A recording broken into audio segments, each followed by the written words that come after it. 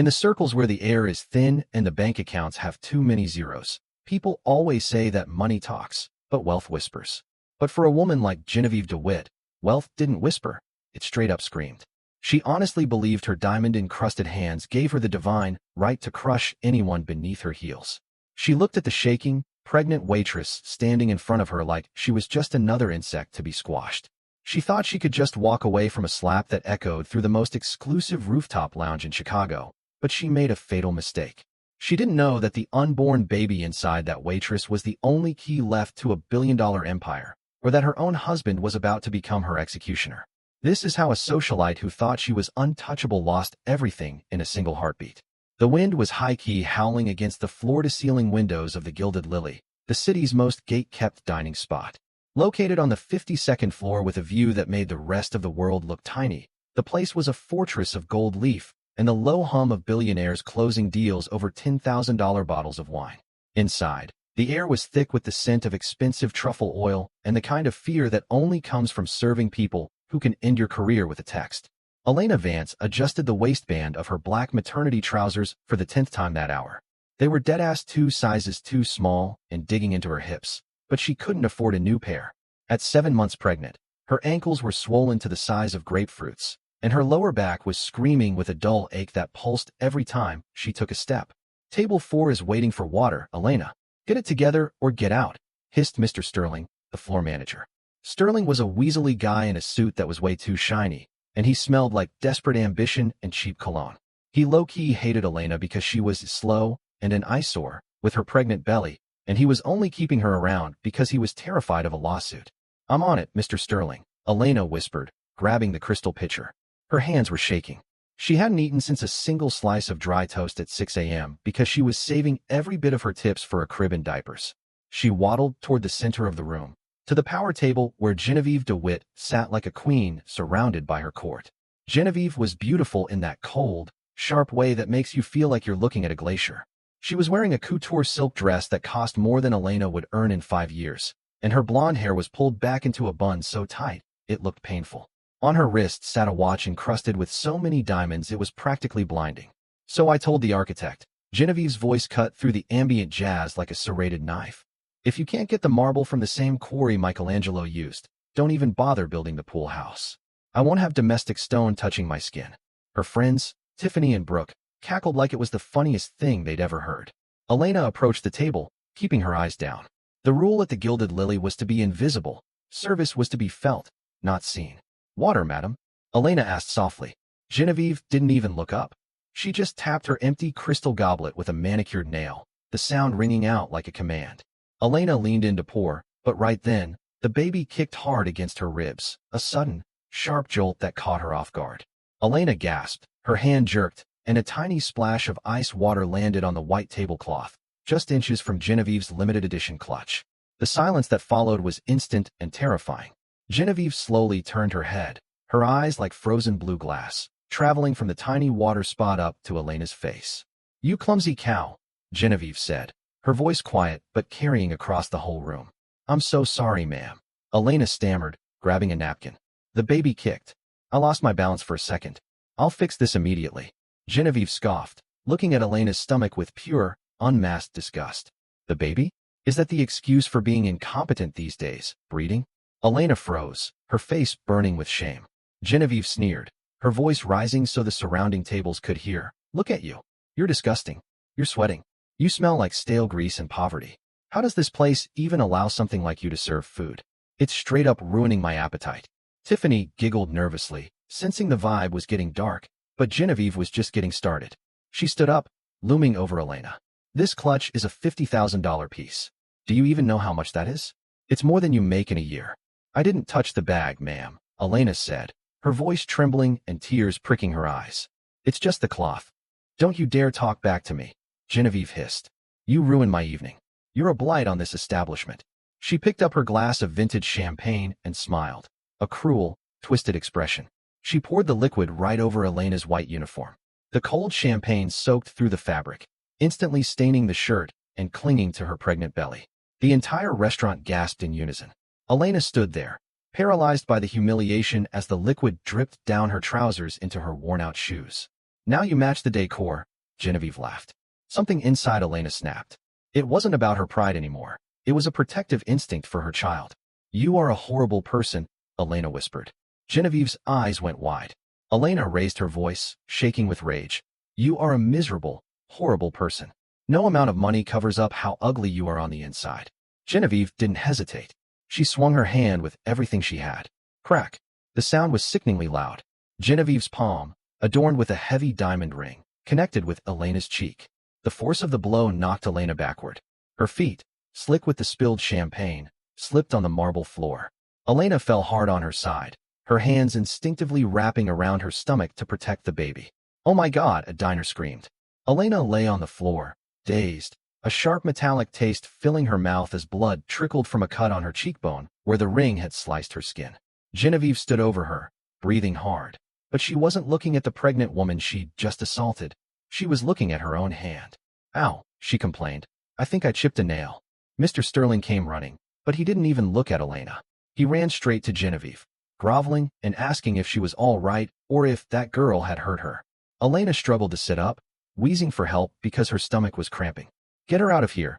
Genevieve pointed at Elena like she was a bag of trash. She assaulted me verbally, and look at the mess she made. Sterling turned to Elena with a scowl. You're fired. Get out now before I call the police for disturbing the peace. When Elena cried that she'd been hit, Sterling coldly said he saw nothing, except a clumsy waitress slipping after insulting a VIP guest. Elena looked around the room, but most of the wealthy patrons looked away, too scared to cross the wife of Silas Vane. Silas Vane was the billionaire who owned half the city, and nobody crossed that family. Except for one guy in a hoodie at a corner table. He hadn't looked away, and he'd been recording the whole thing for the last 3 minutes. Elena dragged herself up, humiliated and terrified for her baby, and limped toward the service exit as Genevieve yelled for another glass of wine. Sarah didn't go home. She couldn't. She sat on a wet bench at a bus stop, shielding her stomach from the rain. The champagne had dried into a sticky, cold mess on her skin, and her cheek throbbed. She was 24 years old, widowed, and now unemployed. It's okay, Peanut, she whispered to her belly. Mommy will figure it out.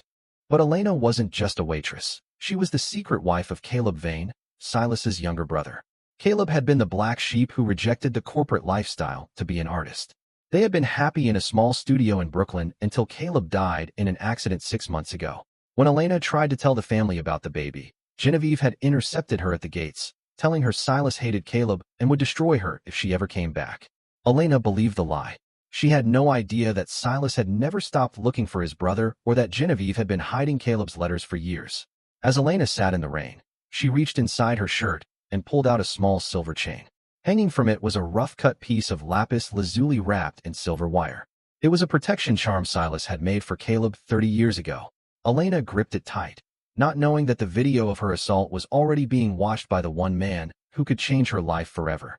The morning after the video of the slap went viral, the entire city was high-key buzzing, but inside the Vane penthouse, the air was dead silent. Silas Vane sat in his glass-walled study, a glass of neat scotch in his hand that he hadn't even touched. He was 42, with salt and pepper hair and eyes that looked like they had seen everything and felt absolutely nothing.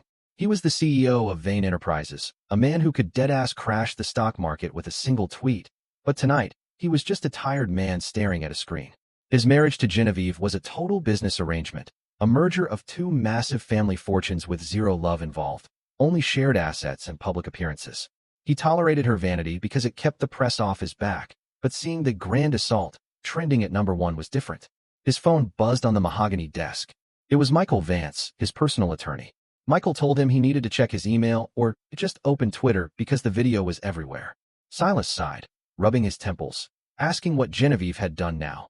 Insulted a designer or something worse. Michael's voice was tense as he told Silas to just watch the video. Silas opened the link, and the footage was shaky but high definition. He watched Genevieve pour the champagne, watched the humiliation, and then he watched the slap. He flinched. Silas was a ruthless businessman, but he wasn't a violent man, and seeing his wife strike a pregnant woman made bile rise in his throat. He told Michael to get the lounge manager on the phone immediately, but Michael told him there was more. He told Silas to pause the video at the 42-second mark and look at the necklace that fell out of the waitress's shirt when she hit the ground. Silas paused the screen.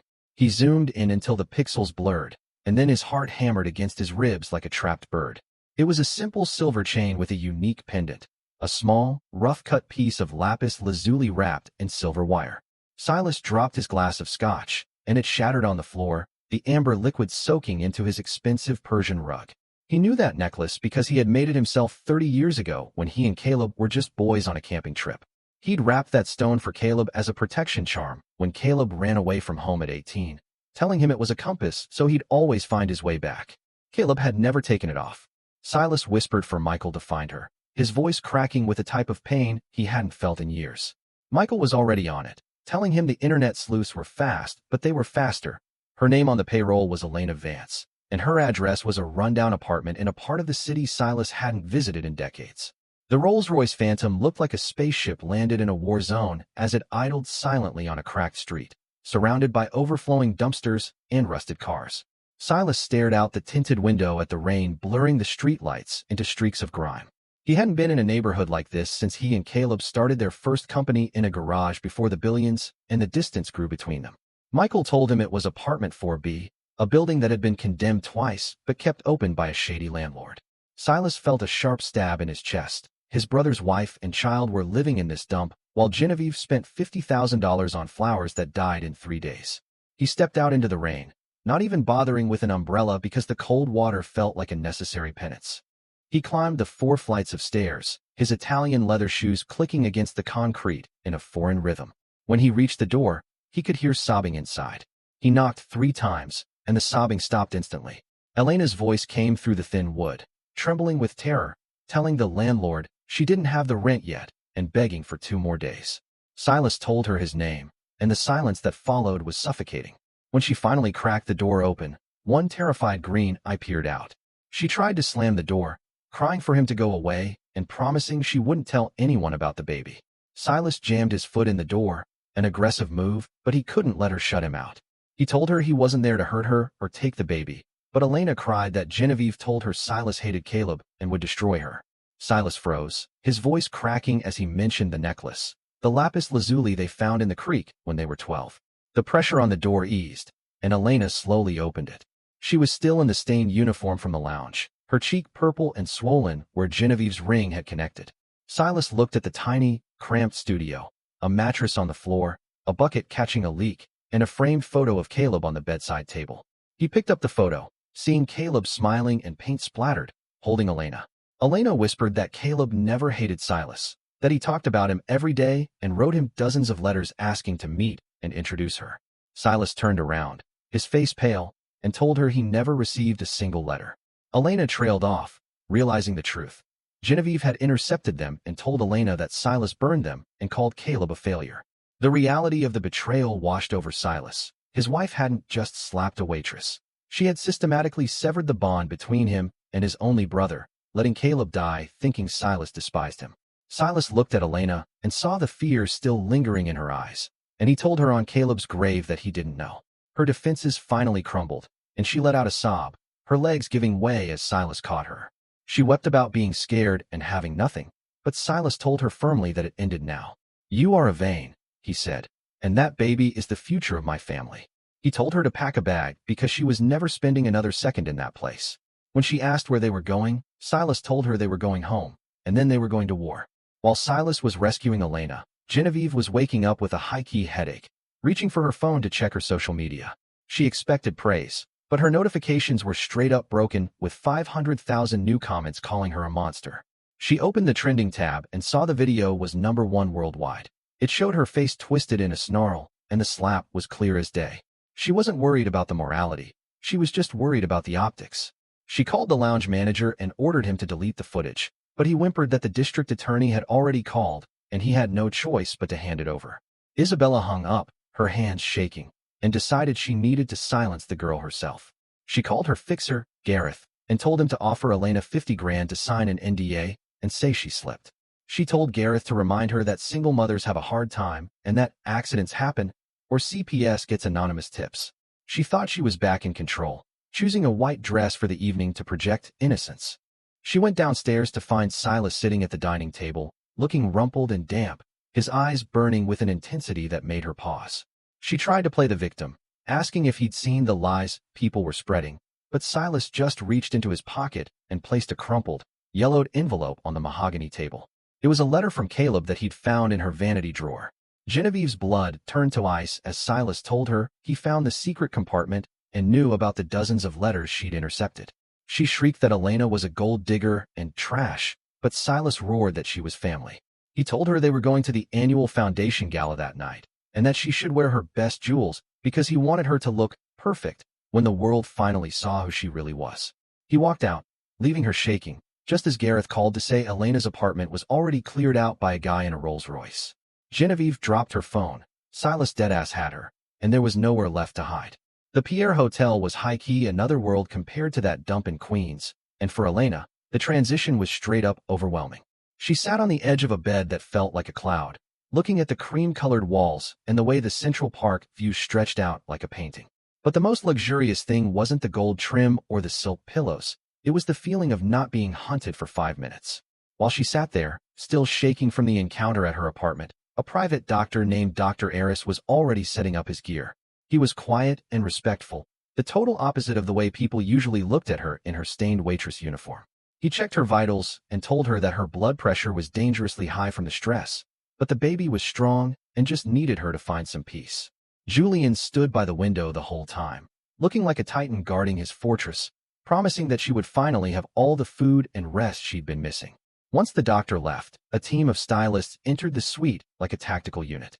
They weren't like the snooty people Elena dealt with at the lounge. They were focused and kind, led by a woman named Elena who moved with military precision. Julian told her he'd ordered a whole new wardrobe, and as they wheeled in racks of cashmere and silk, Elena felt a massive wave of guilt. She touched a gray sweater that felt softer than anything she'd ever owned and whispered that she couldn't pay him back. Julian turned around, his eyes soft but serious, and told her that you don't pay family back. He dropped the bomb again. Caleb had owned 15% of the company, and that share was worth roughly $400 million. He told her she wasn't a charity case. She was actually one of the wealthiest women in the city, and that money had always been hers.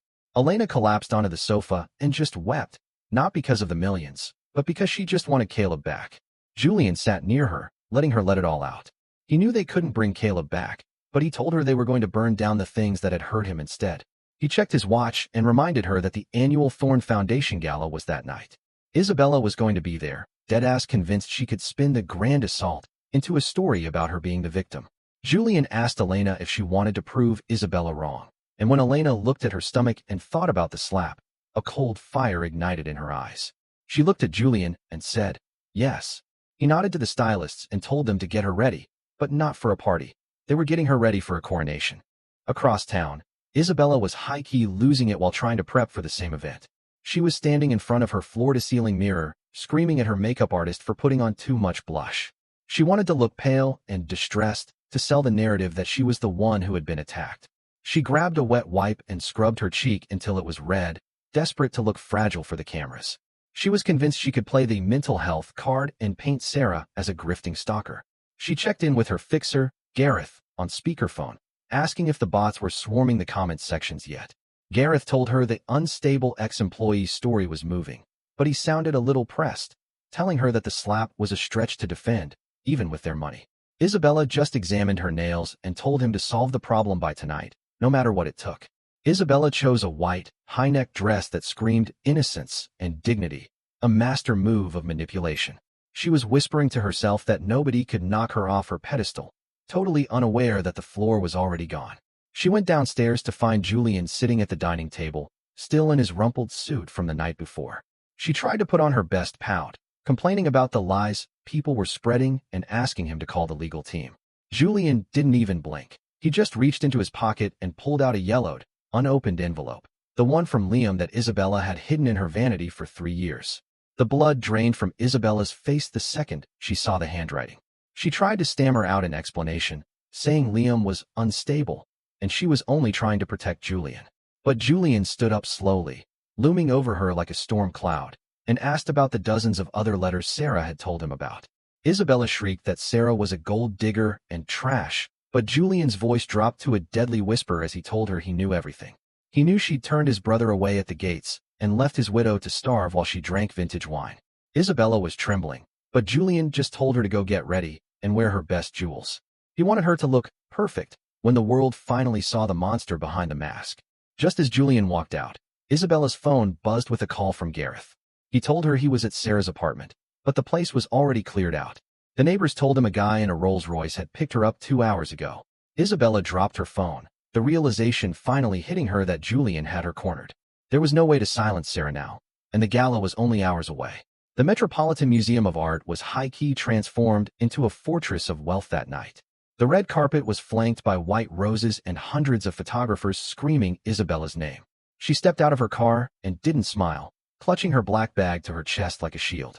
She stopped for a brief, fake interview with a reporter she'd paid off, saying she was devastated and prayed for the troubled soul who had obsessed over her husband's family. She thought she was planting the seed for her survival, but once she stepped inside the Great Hall, she could feel the room parting like she was toxic. Isabella made her way to the head table, but Julian's seat was empty, and the panic started to prick at her skin again. When the lights finally dimmed and Julian was introduced as the keynote speaker, he walked out looking impeccable, but his face was stone. He didn't wave to the crowd. He walked straight to the podium and started talking about legacy.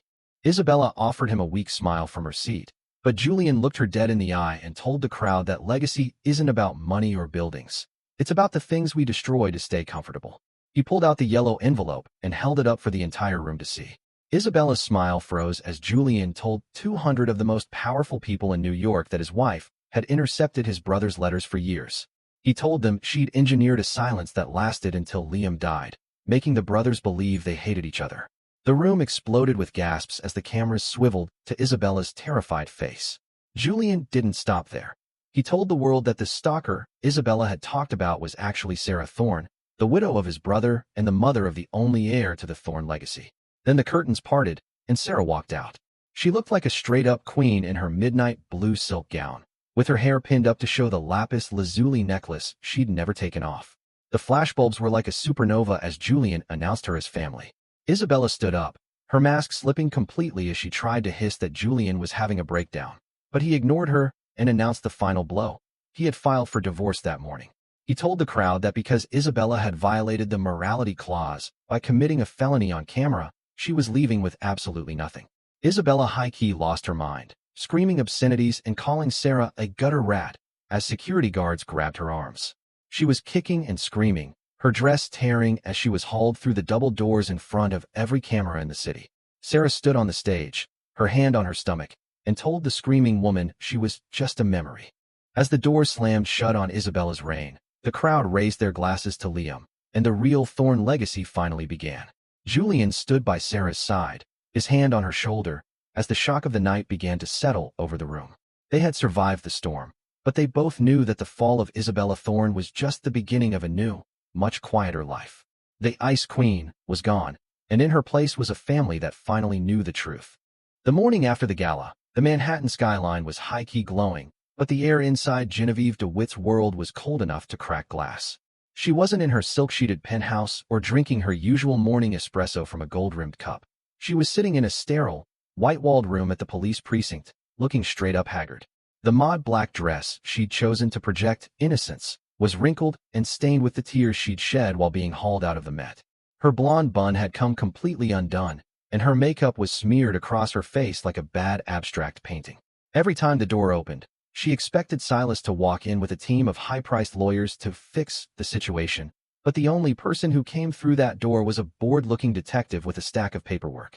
Genevieve's phone had been confiscated, but she didn't need it to know she was deadass the most hated woman in the world. The video of the gala breakdown was already at 50 million views and counting. Every news station from New York to London was playing the clip of her screaming like a feral animal while security dragged her past the white roses. Her digital footprint was a straight-up graveyard. Her 500,000 new comments were almost entirely people celebrating her downfall or calling for her to be locked up for hitting a pregnant woman. Even the socialites who had cackled at her Michelangelo marble jokes 24 hours ago, like Tiffany and Brooke, were already on TikTok giving exclusive interviews about how they always knew Genevieve was a toxic bully who was disturbed. While Genevieve was rotting in a holding cell, Silas was back at the Vane estate, standing in the massive library that felt more like a sanctuary than ever before. He hadn't slept a wink, but he wasn't tired. He was fueled by a cold, sharp focus. He had Michael Vance, his head attorney, on the line, and they were going through the titanium prenup with a fine-toothed comb. Silas had built his empire on being 5 steps ahead of everyone else, and he'd buried a morality clause in their marriage contract years ago that Genevieve had never even bothered to read. The clause stated that if either spouse committed a felony or engaged in acts of gross moral turpitude that damaged the family brand, the marriage was legally nullified, and the offending party walked away with zero. No alimony, no property, and definitely no penthouse. "The video is the smoking gun, Silas," Michael said through the speakerphone. "The DA is already moving forward with felony assault charges. Elena, has decided to press charges to the fullest extent of the law." Silas looked at the North Star necklace sitting on his desk and felt a heavy weight lift off his chest. For 7 years, he'd lived with a snake in his bed, a woman who had systematically severed his connection to his brother and left a pregnant widow to starve while she bought $50,000 bags. He told Michael to freeze every single joint account and cancel Genevieve's credit cards immediately.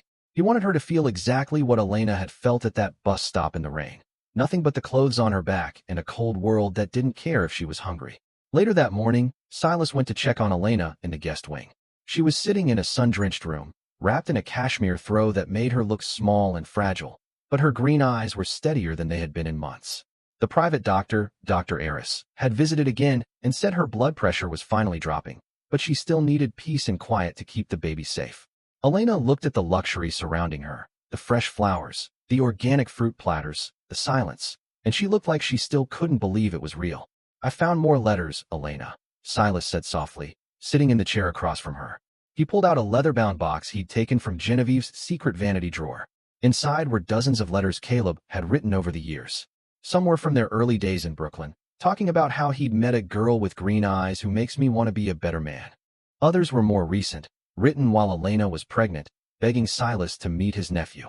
Genevieve had intercepted every single one, hiding them in a false-bottom drawer while she told Silas his brother despised him.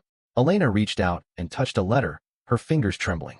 "He never stopped trying," she whispered, her voice thick with tears. "He told me you were his hero, Silas. He thought he just wasn't good enough for the vain name anymore." "He was the best of us, Elena," Silas replied, his own voice cracking. He told her that Caleb's 15% share of the company wasn't just money. It was a legacy that had been sitting in a trust fund, gathering interest for 7 years because Silas had refused to touch it. That share was now worth over $400 million, and it was legally hers and the baby's. Elena wasn't a waitress anymore. She was a partner in one of the most powerful empires in the world, and Silas was going to spend the rest of his life making sure she never felt less than ever again. Meanwhile, the legal guillotine was starting to fall on Genevieve. She was finally released on bail, paid for by her parents, who were deadass embarrassed and had told her she was staying in their guest house under strict supervision. She tried to call her personal lawyer to start the divorce war, but she was met with a cold reality check. Her retainer check had bounced because Silas had frozen the accounts. Her lawyer, a man who had helped her crush people for a decade, told her he was dropping her case because the brand association is currently a liability. Genevieve sat in her parents' kitchen, looking at a photo of herself in a tabloid with the headline, "The Ice Queen Melts," inside the Sterling scandal.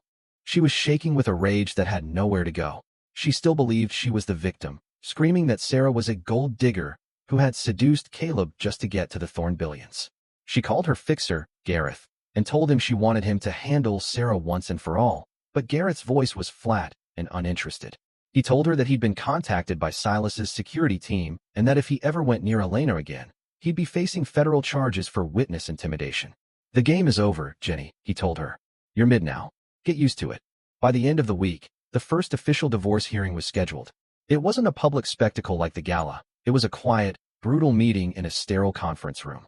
Silas sat at the head of the table, flanked by Michael Vance and 3 other attorneys.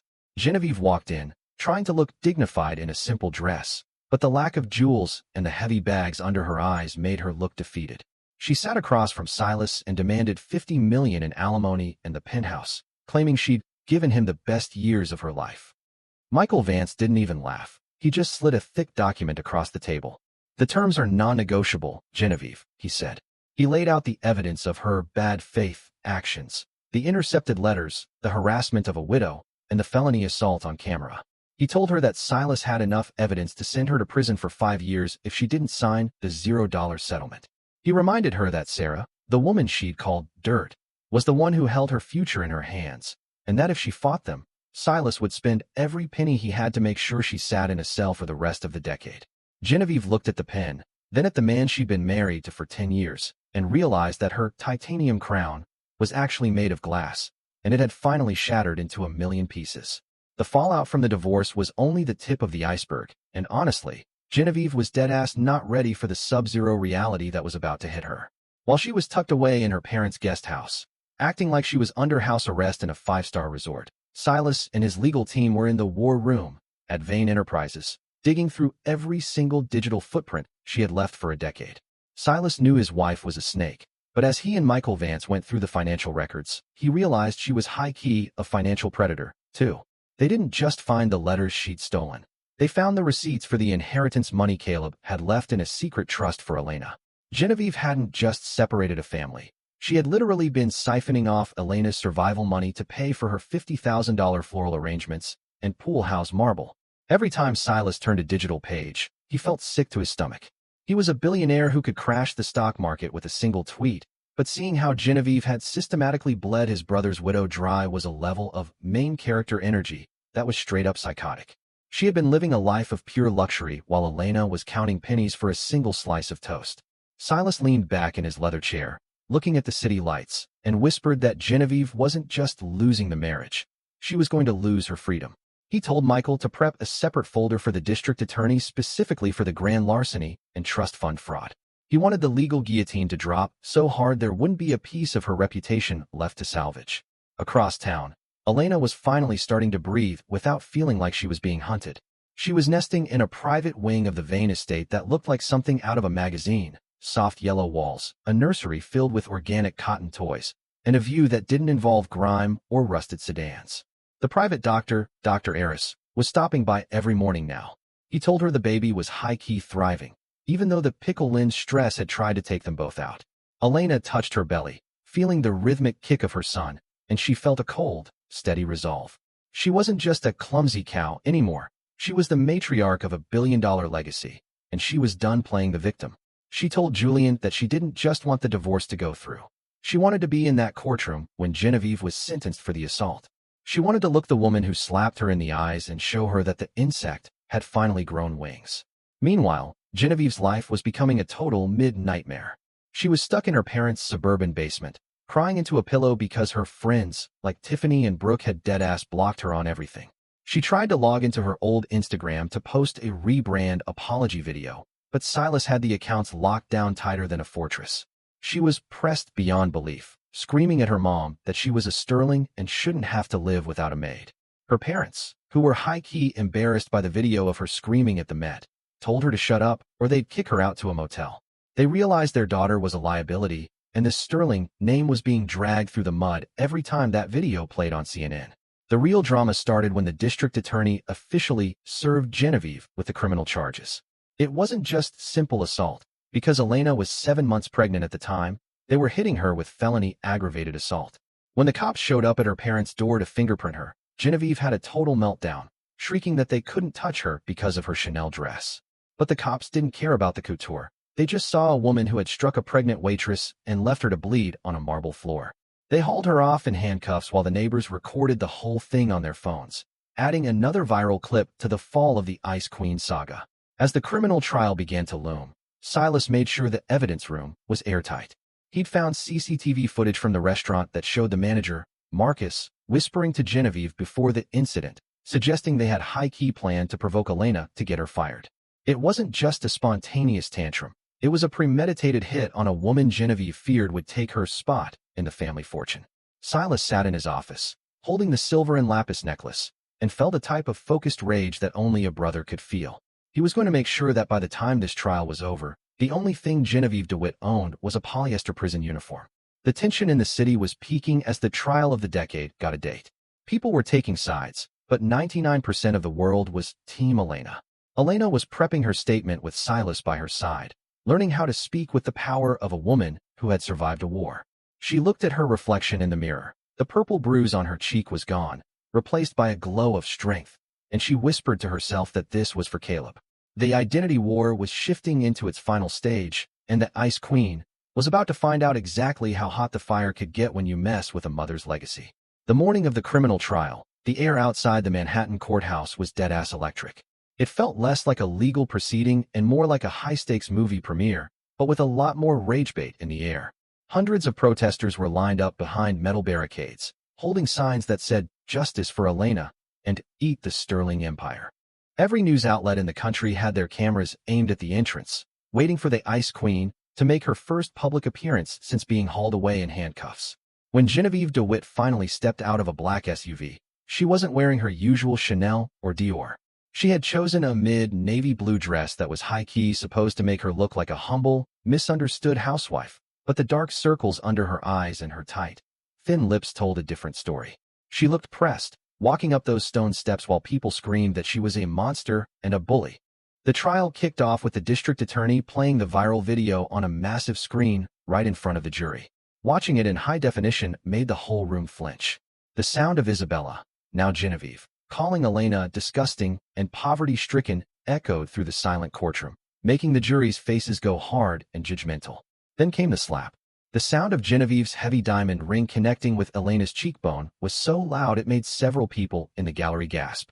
Genevieve sat at the defense table, staring at her hands, trying to act like she was too fragile to watch, but everyone could see the cold, unrepentant fire still simmering in her eyes. The defense tried to pull a main character move right away, claiming that Genevieve had reacted in self-defense because she felt threatened by a disturbed, obsessed employee. Her lawyer, a guy who looked like he'd sold his soul for a retainer, started trying to slut-shame Elena's past, bringing up her struggles in Queens and questioning her motives for being in the lounge that night. He high-key tried to paint her as a gold digger who had staged the whole thing to get a payout from the Vane family. But Michael Vance was already 10 steps ahead. He called Marcus, the former manager of the Gilded Lily, to the stand. Marcus looked like a man who hadn't slept in weeks. He'd been fired and blacklisted the day after the slap, and he knew that Silas could make his life a living hell if he didn't tell the truth. Under oath, Marcus cracked like a cheap mirror. He admitted that Genevieve hadn't just reacted in the moment. She had actually whispered to him earlier that night that she wanted Elena gone and had promised him a massive bonus if he helped her find a reason to fire the pregnant waitress. The courtroom went wild. It wasn't just a spontaneous tantrum. It was a premeditated hit on a woman Genevieve knew was carrying her husband's nephew. Then, Michael dropped the ultimate receipts. He played a recording from a burner phone he'd recovered from Genevieve's fixer, Gareth. In the recording, Genevieve's voice was clear as day, telling Gareth to solve the problem by threatening Elena with child protective services if she didn't sign a gag order. "Make her understand that fighting me is a suicide mission," Genevieve's voice boomed through the speakers. Genevieve's face went from pale to ghostly white. Her own words were convicting her in front of the world, and there wasn't enough Michelangelo marble in the world to hide behind. When it was Elena's turn to take the stand, the room was so quiet you could hear the buzz of the lights. She walked up to the witness box, her hand on her stomach, and looked directly at Genevieve. She didn't look angry. She looked indifferent, which was low-key the biggest insult she could give. She told the jury about the wine soaking through her uniform and the cold, stinging pain of the slap. She talked about how she'd sat on that bus stop bench in the rain, thinking her life was over, only because a woman with a $50,000 bag thought she was dirt. "I wasn't a stalker," Elena said, her voice steady and clear. "I was a widow trying to survive. I was a mother trying to protect my son from a woman who thinks money can buy silence." One of the jurors actually started wiping their eyes, and even the Ice Queen looked like she was finally realizing that her crown was made of ash. The final blow came when the prosecution brought up the financial fraud. They revealed that Genevieve had been siphoning off Elena's inheritance from Caleb's secret trust for years to fund her own lifestyle. It wasn't just a slap. It was a decade-long robbery of a woman who had nothing. The jury didn't even need to deliberate for long. The evidence was a total mountain. By the time the judge hammered her gavel to end the session, Genevieve looked like a ghost of the woman who had entered the room. She'd walked in thinking she was a titan, but she was leaving as a felon who had been stripped of her pride, her money, and her name. As Genevieve was being led away to wait for the verdict, she looked at Elena one last time. She tried to muster up that old, arrogant snarl, but all that came out was a pathetic, shaking breath. Elena just watched her go, touching the lapis lazuli necklace around her neck, knowing that the identity war was finally over and the Ice Queen was officially canceled by the truth. The courtroom felt like a pressure cooker as the jury filed back in after only 2 hours of deliberation, and honestly, everyone knew Genevieve was dead-ass finished. She sat at the defense table, clutching a crumpled tissue, her knuckles white and her breathing shallow. She looked over at Silas, hoping for even a tiny flicker of the man who used to pay her credit card bills without asking questions. But he was high-key stone-faced, staring straight ahead like she didn't even exist. When the foreperson stood up and read the word guilty on every single count, aggravated assault, grand larceny, and trust fund fraud, the gallery erupted into a wall of noise that made the judge have to hammer her gavel for a straight minute. Genevieve didn't scream this time. She just collapsed back into her chair like her bones had turned to liquid, finally realizing that her titanium crown was officially in the shredder. The sentencing phase was a total bloodbath for her reputation. The judge looked at Genevieve with zero pity and told her that her actions weren't just a mistake, but a calculated campaign of cruelty against a vulnerable woman and a child. But then, the real main character move happened.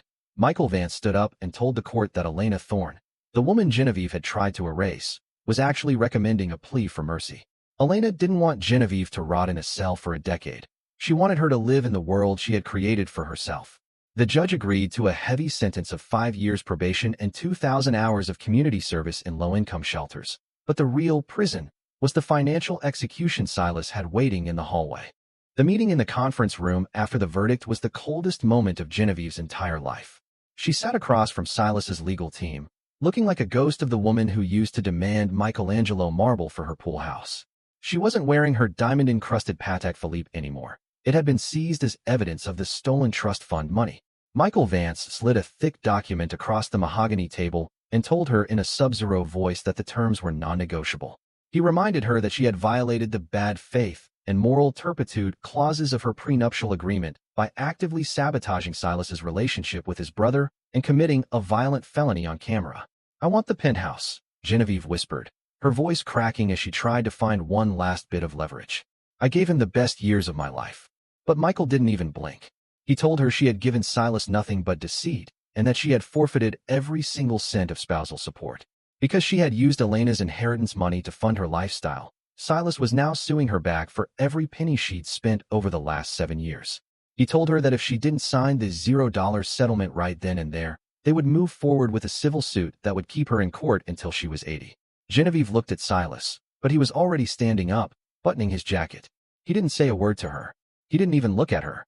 He just walked out of the room, leaving her with a pen and a document that officially stripped her of the vain name, the billions, and the status she had clawed her way up for. Her friends, Tiffany and Brooke, had already given interviews to the tabloids, calling Genevieve a toxic influence and claiming they were scared of her temper for years. They had blocked her number and were probably already sucking up to Elena in the hopes of staying on the Thorne Foundation's guest list. With a shaky hand, Genevieve signed the papers. With that one scratch of ink, she was just Genevieve Vance again, a woman with no bank account, no home, and a felony record that made her high-key unemployable in any circle that mattered.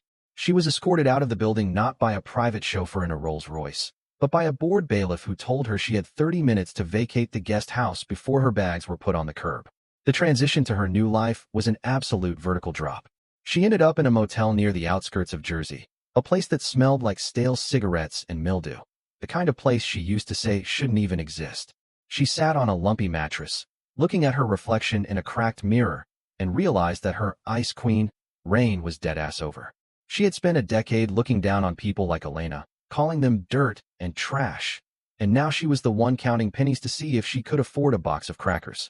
The karmic circle was starting to close, and Genevieve was finally realizing that when you spend your life stepping on people to get to the top, there's nobody there to catch you when you fall. 8 months after the legal execution of Genevieve DeWitt, the sun was high-key glowing over the Sterling estate in the Hamptons. It was the kind of morning where the air smelled like expensive sea salt and old money. But the vibe inside the house was totally different than it used to be. The nursery was painted a soft, calming yellow, filled with stacks of books and handmade wooden toys. Nothing like the flashy, main character nursery Genevieve would have designed for clout. Sarah, now Isabella Thorne, was sitting in a rocking chair, looking absolutely radiant. She was exhausted, facts, but she had this glow that money can't buy. In her arms, a 3-week-old baby boy was fast asleep, a tiny tuft of dark hair on his head and his father's nose. Silas stood in the doorway, watching them with a look that was low-key soft. He'd swapped his stiff suits for a cashmere sweater and jeans, looking less like a shark and more like a man who had finally found peace. He walked over and whispered that the kid was finally out like a light. Elena smiled up at him, saying the baby had Caleb's energy. He was even kicking in his sleep. Silas reached out a finger, and when the baby's tiny hand curled around it, he whispered the name, Caleb Jr., and felt the last of the 30-year-old guilt wash away. Silas told her that Caleb would have been so proud, and then he handed her a small, velvet box. It wasn't a diamond ring or some gaudy jewel. It was a brass key. "What's this?" Elena asked, her voice soft. Silas told her it was the key to the old garage where he and Caleb had started their first company before the billions ruined everything. He'd bought the property back and turned it into the Caleb Thorne Sanctuary for young artists. He told Elena he wanted her to run the foundation because she knew what it was like to have talent but zero resources. Elena's eyes filled with tears, realizing she wasn't just a widow with a trust fund. She was the boss of a legacy that was actually going to help people. She realized then that while Isabella, now Genevieve, had used her name to build walls, Elena was going to use hers to build bridges. But the real karmic reset was happening 3 states away. In a greasy roadside diner called Big Ed's Burgers in New Jersey, a woman was scrubbing a sticky table with a rag that smelled like old dishwater. Her hair was frizzy, escaping from a cheap polyester hairnet, and her back was throbbing with that same rhythmic ache Elena had felt months ago at the Gilded Lily. It was Genevieve. She was working the double shift because her rent at the motel was due, and she didn't have a single friend left to bail her out. She was dead-ass exhausted, her ankles swollen, and her diamond-encrusted lifestyle was nothing but a haunting memory. Right then, a customer at a corner table tapped his glass with a spoon, a sharp, commanding sound that made Genevieve's skin crawl. She waddled over, her shoes squeaking on the greasy floor. "Water, waitress! And make it fast," the man barked, not even looking up from his phone. Genevieve leaned in to pour the water, her hands shaking from fatigue, and a tiny splash landed on the man's cheap polyester tie. "You clumsy cow!" the man roared, standing up and towering over her. "Do you know how much this tie cost? It's probably more than you make in a week." Genevieve froze, the irony hitting her like a physical blow. She looked at the man's angry face and realized she was looking into a mirror of her own past self.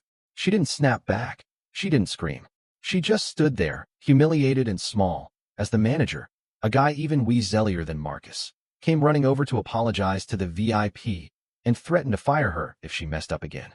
Back in the Hamptons, Silas showed Elena a photo on his phone that a private investigator had sent. It was a grainy shot of Genevieve in her orange uniform, looking absolutely miserable while wiping down a counter. Silas asked if she wanted him to finish the job. He could buy the building and have Genevieve on the street by sunset. Elena looked at the photo, then at the sleeping baby in her arms, and she felt something she didn't expect, pure indifference. "No," Elena said, handing the phone back. "Let her work. She needs the tips." She realized that taking more revenge was mid-behavior. Genevieve was already living in the prison she had built for herself, and Elena was too busy building a future to care about a ghost from the past. The identity war was over. The waitress had become the queen, and the queen had become the servant, proving that in the end, money talks, but character is the only thing that actually lasts. Elena looked out the window at the clear blue sky, finally free from the storm. She had the baby, she had the legacy, and most importantly, she had the peace of knowing she'd won the right way. As the sun set over the Sterling estate, the only sound was the steady, rhythmic breathing of a baby who would never have to know the cruelty of the woman who once thought she owned the world. The Thorne name was finally clean, and the future was looking high-key bright.